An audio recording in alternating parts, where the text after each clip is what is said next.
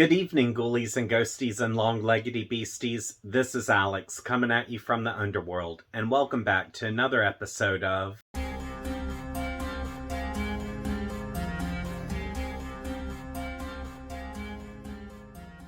This weekend, I'm reviewing I Am Legend and Other Stories by Richard Matheson. And since I Am Legend is a very deep and thought-provoking piece, my primary focus will be on that story, although I will mention the other tales in this collection.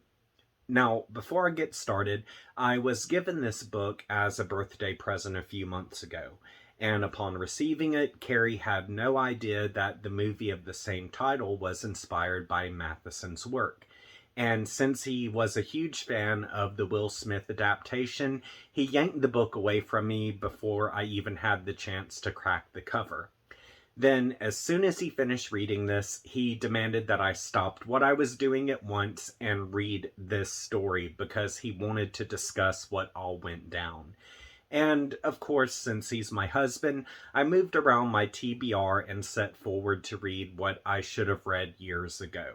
Also, I would like to add that I buddy read this with my good online friend Hanny, which between Hanny and Carrie, I had quite a few interesting discussions about this classic, especially in regards to how human it felt and how terrifying it was. Not to mention, this story presents quite a few subjects that still feel relevant today. So, because of that, I would like to thank Hanny for buddy reading this with me, and I would like to thank Carrie for his persistence in demanding that I read this immediately, because had he not been so adamant that I read this story at once, I'm sure that this would have gone into my TBR pile, and it would have been months to maybe years before I actually got to it. Which my only regret is I wish I would have read this sooner because it was such a damn good story and a damn good book. But anywho, without me rambling on anymore, let's go hunker down at Robert's house and see what horrors await when you outlive the human race.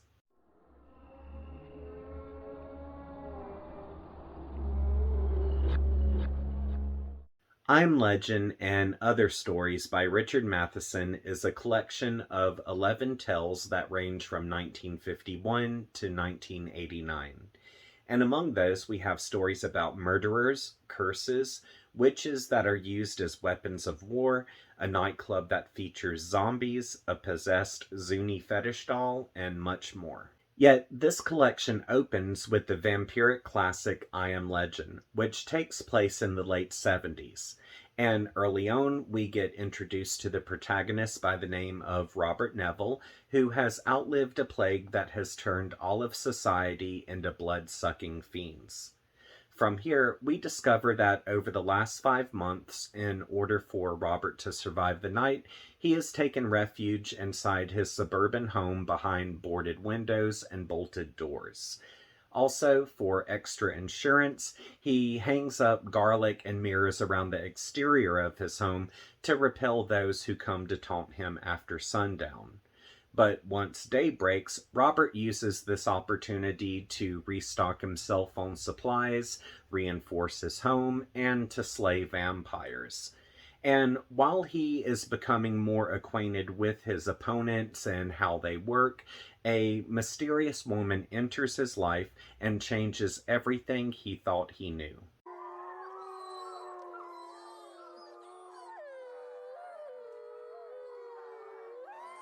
Published in 1954, I Am Legend by Richard Matheson set the stage for the modern-day vampire and zombie subgenres. The inspiration behind this tale came to Matheson during his teenage years after he saw Dracula. It was then that he considered if one vampire was scary, a world filled with vampires would really be scary. Yet he did not write I Am Legend until 1952. As he wrote this piece, he lived in Gardenia, California, which that location, as well as his house, served as Robert Neville's residence. In the past, Matheson stated he didn't believe I Am Legend meant anything more than what it is, which it is simply just a story about a man trying to survive in a world of vampires. He further explained, if people want to assume the latter, that's up to them. Throughout the years, I Am Legend has been highly influential. Brian Lumley said he started writing horror around the same time of having read the classic.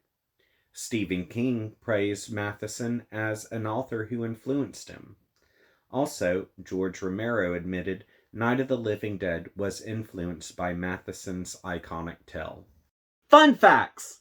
Here's some really cool information in regards to how Richard Matheson's I Am Legend was received. In the book called Horror, 100 Best Books, edited by Stephen Jones and Kim Newman, Richard Christian Matheson, son of Richard Matheson, provided personal insight about I Am Legend.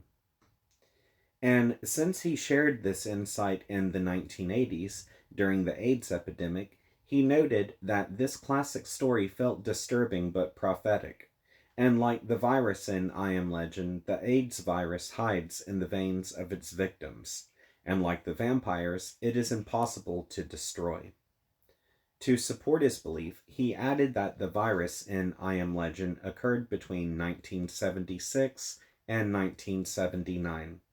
And the first response to AIDS was in 1980.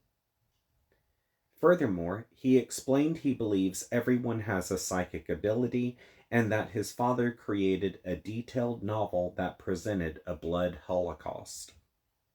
Now that we have that covered, it's time to move on to the spoilers section, which, if you haven't read this before, I'm about to reveal some things that could ruin the experience for you. So if you would like to click away, all you have to do is scroll down to the comments and you'll see that I have a pinned comment at the top with the timestamp in it. Once you click on that timestamp, it will direct you away from the spoilers and bring you to the thoughts section. Now, you only have 17 seconds to do this, so ready, set, go!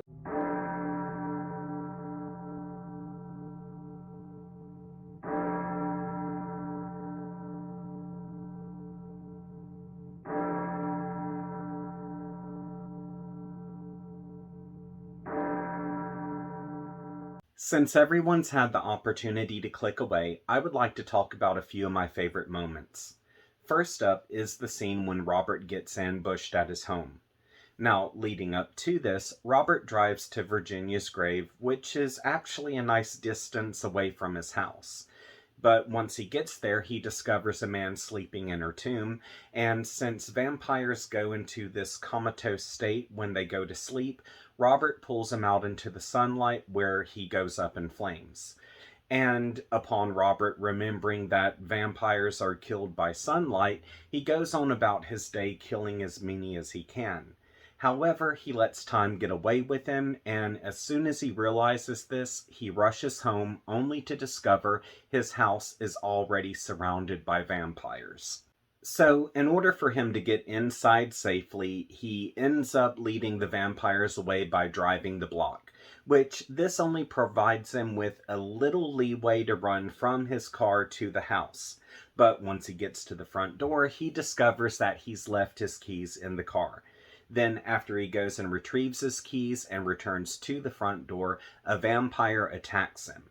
But after a pretty kick-ass scuffle, Robert is able to get inside of his house and bolt the door before he suffers any major injury. Y'all, this moment was so badass. And for a hot minute there, I honestly thought Robert was going to die. Like, it felt so right there that I had to check the amount of pages left in this story to make sure this wasn't the grand finale. Aside from that, the idea of being barricaded in your home while it's surrounded by the enemy has always put me on edge. But how it's presented here with the female vampires that are trying to lure him outside, and how Bud keeps screaming for Robert to come out, these elements added to an already existing intensity factor. And I'm not going to lie, the anxiety that led up to this climax was so great that it made me have an adrenaline rush where I felt like I wasn't safe in my own home. My next favorite moment was when Robert discovered the infected people were not actually vampires. Now, this doesn't come about all at once, but it gradually builds throughout the story. And as we read, we see that Robert has read Dracula and he starts to think with a scientific mindset. And this causes him to wonder how a cross would affect a vampire if that vampire had not been Christian when it was a human. Then he wonders exactly what a mixture of garlic and sulfide would do to a vampire if it was introduced to their body. So, as an experiment, he goes out and kidnaps a vampire woman and injects her with that garlic mixture, only to discover that it didn't do anything. Then he grabs a cross and shoves it in her face and keeps asking her why she's afraid. When she can't answer him, he takes her and throws her out. And even though he knows that a stake through the heart will kill a vampire, he learns that you can stake a vampire anywhere on its body, and as long as the wound stays open, it's going to die. From here, Robert begins to read about blood and bacteria, and after educating himself, he begins to study blood samples under a microscope, which this is when he discovers that what has actually affected the world this greatly is actually a germ. And with this specific germ, it was spread about due to the dust storms that they had been having. Also, he learns that this germ lives off of fresh blood, and if the host is deprived of blood, the germ turns into bacterium. Then, once the host dies, the spores germinate from that dead host to other people. So, this totally tripped out Hanny, Carrie, and myself. Like, aside from its originality, we couldn't stop talking about the psychological effects that this germ had on its host, as they believed they were actually vampires. Now, granted, the germ did somewhat transform them to a degree, like they aren't able to go out in the sun, their canines have grown, and they crave blood. Which, to me, that's a vampire. But when we get down to the nitty-gritty of it, these are simply nothing more than infected people who believe they're vampires simply because they have undergone a change that has made them have a few of the vampiric attributes. But in actuality, they're still human. They're just acting on monstrous impulses, which that is an absolutely terrifying concept. And aside from that, I really appreciated the scientific approach that Matheson took with this, and it made me wonder, had society reacted more rational towards this catastrophe, would Robert still be in this predicament? My final favorite moment is the grand reveal. Now, prior to this, Robert had encountered a woman by the name of Ruth, and since this is the first person he has seen in forever, he chases her down and forces her inside his home. Well, eventually, after there's a little bit of a struggle, they gain one another's trust. However, one day he decides to take a sample of her blood against her will and discovers that she is in fact infected. Yet before he has the opportunity to react, she knocks him out. Then, after he wakes up, he finds that she left him a letter where she confesses that she had been sent as a spy. Furthermore, she explains that she and her kind have found a way to live without killing. And this has come about because they have invented a pill where it's a mixture of blood and some type of drug.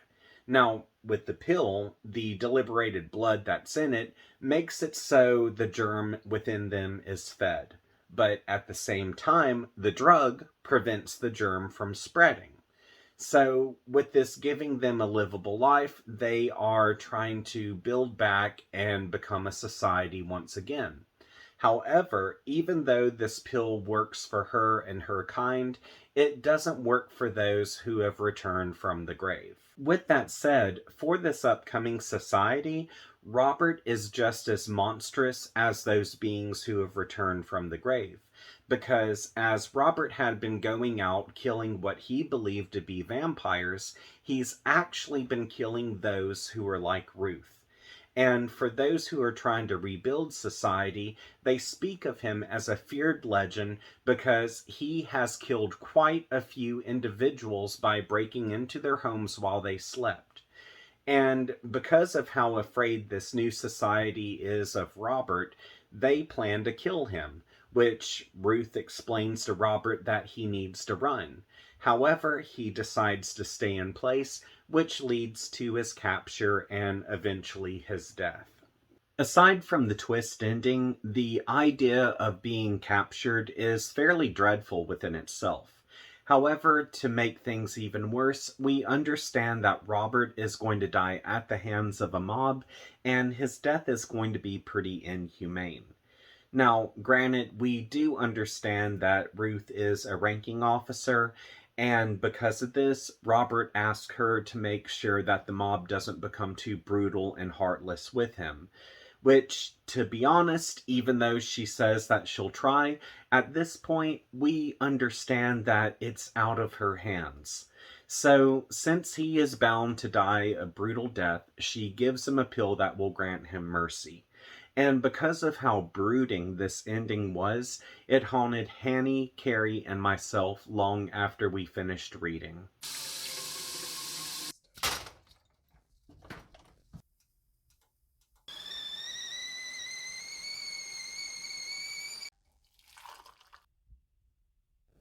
Y'all, I honestly don't know who to bitch about here because, in all honesty, I feel like Robert did everything he possibly could in order to survive. And even with the harmful decisions that he made, those were done out of fear and misunderstanding, which is a very human thing to do. And in this aspect, I feel like Ruth and those who were like her were very much on the same page as Robert, as they were doing everything they could in order to survive. And so I don't fault them either. But because of Robert and those like Ruth having a failure to communicate and a failure to understand one another, everything just ended in violence. Which, I mean, it's just a suck situation, and I wish that there was something that could have been done where everything would have just had a happy ending. But because of there not being the understanding and the fear that had been invested in one another, everything was too far gone for there to be a peaceful outcome. And that just really messed with me.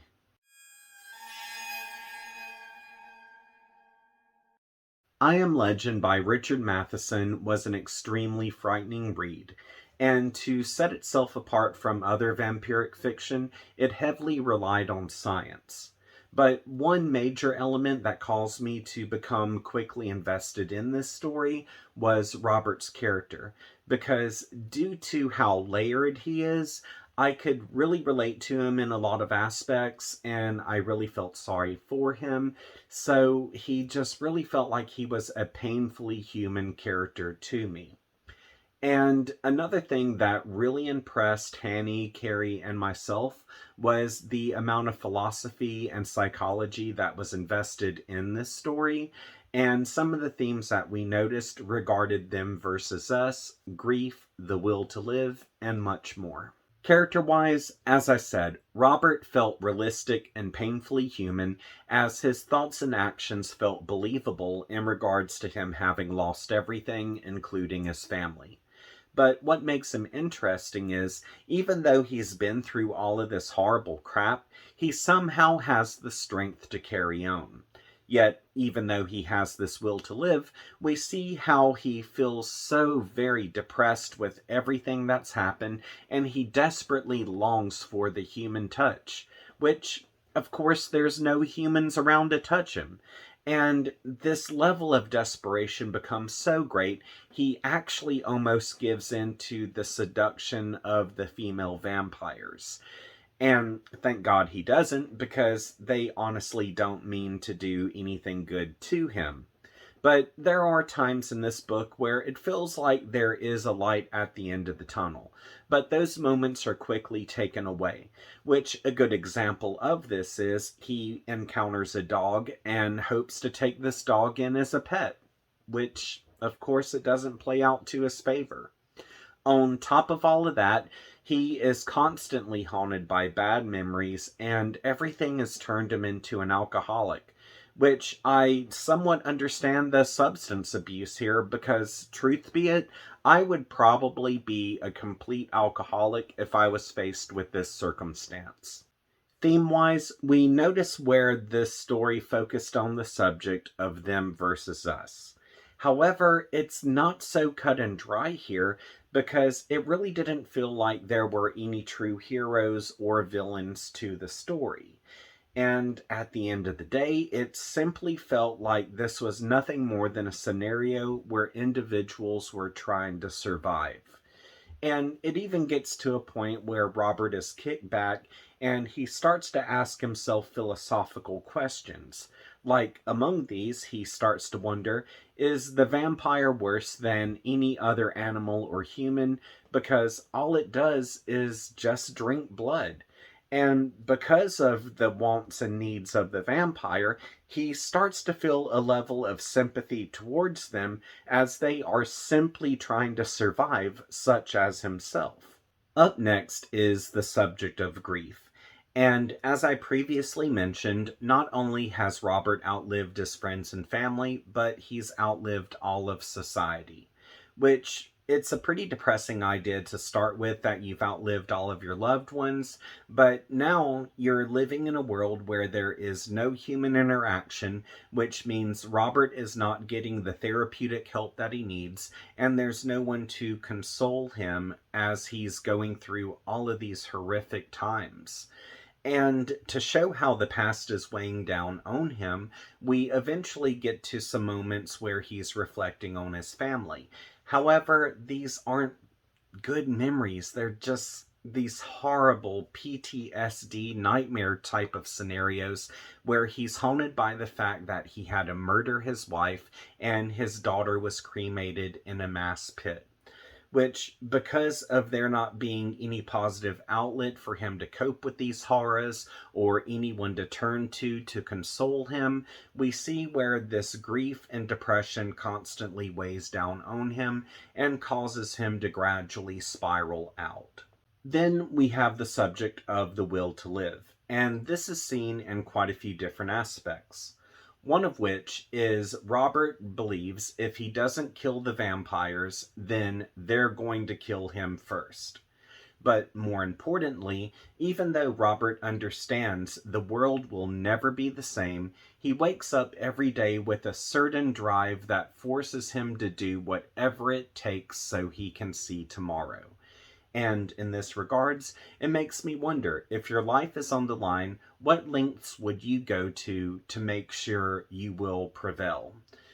Also, I noticed throughout this book, it actually shows a great demonstration through Robert's character that survival is the strongest basic instinct. So there are quite a few other subjects that this story focuses on, and to do it justice, this video would have to be an hour long. And I think that's just absolutely insane that this story is not even a full-length novel, and everything that was crammed into it is just so deep and heavy, and it's absolutely mind-blowing, but just know that what I covered in this video is honestly just the tip of the iceberg. Now, at the end of the day, I Am Legend did not gross me out. However, it creeped me out, and it absolutely scared the ever-loving living hell out of me. Although I feel like there aren't any bad stories in this collection, none of these tales hold a candle to the level of dread, fear, and depression that's found in I Am Legend. And even though I feel like this is a phenomenal vampire story, at the same time, you need to really be in the right mind space to read this. Like, if you're going through a time in your life where you feel anxious or depressed, then I would wait for more mellowed time before giving this a chance. Also, Since this takes place during a pandemic, if you still feel on edge due to COVID, then I would wait for a later time to read this. However, I do believe everyone should read this at least once because it is just absolutely mind blowing. So, at the end of the day, if you are looking for a philosophical and scientific vampire story that remains frightening from beginning to end, then I highly recommend I Am Legend. Well, now that it's time to wrap up this review, I would like to give a shout out to these wonderful people for contributing to my Patreon account. As you can tell, some of the names listed here are creators, so be sure to check out their work. And if you would like to contribute to my Patreon account, I have a link available in the description section of this episode, where for $5 a month, I'll give you a shout out at the end of my videos like what you see here. And if there is a certain profession you would like for me to tie to your name, just let me know and I'll include that as well. Also, I do have a second tier available where for $10 a month you will still receive the shout out that you see at the end of my videos, but I do creepy photography on the side as well. So at the beginning of every month, I'll send you over one of my creepy photos. From there, you can print it off, do whatever you like. But if you're able to do this, that's awesome. If not, no sweat. I just hope you return to this channel so we can have a good time together. Also, if you would like to hit me up on social media, links to my Facebook, Twitter, Instagram, and TikTok are all available in the description section of this episode. And if you would like to spoil me, I have a link to my Amazon wish list in there as well.